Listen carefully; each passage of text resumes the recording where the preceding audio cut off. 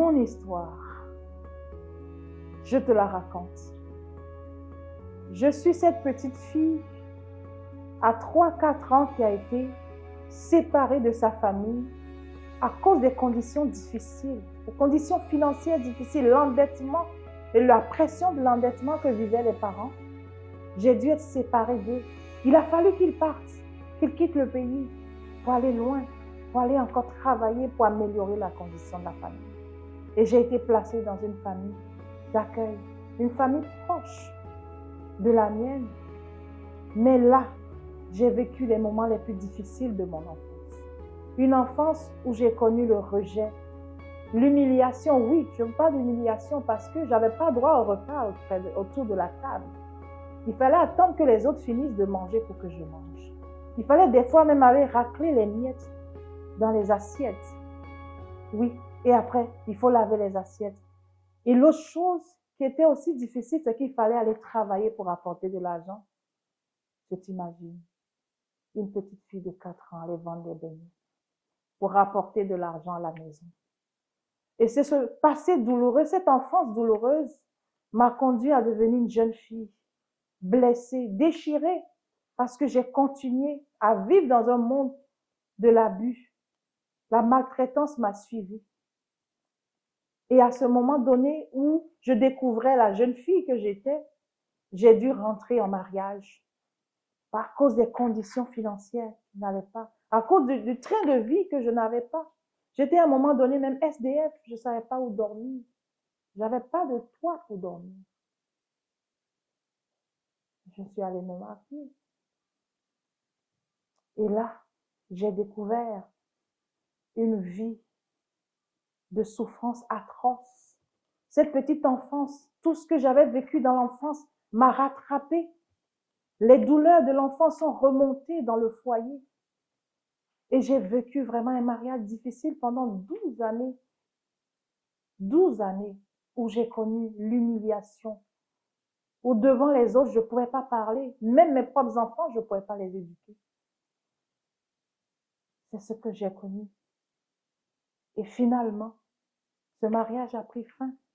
Parce qu'à un moment donné, j'étais humainement diminuée. Je n'étais même plus productive. Tout ce que je touchais ne marchait pas. J'allais d'échec en échec. Sur le plan émotionnel, financier, tout ce que j'entreprenais échouait. Mes propres enfants, je les voyais devenir un échec. Mais je n'étais pas outillée à pouvoir les aider. Je n'étais pas du tout outillée à pouvoir les aider. Et je me suis vue tomber dans une dépression complète. Parce que j'étais vraiment sans force. J'étais désarmée complètement face aux problèmes de la vie.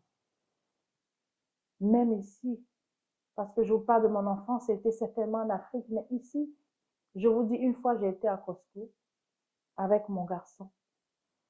J'ai pris une plaquette d'œufs, du pain, quelques croissants. J'arrive à la caisse avec le petit garçon.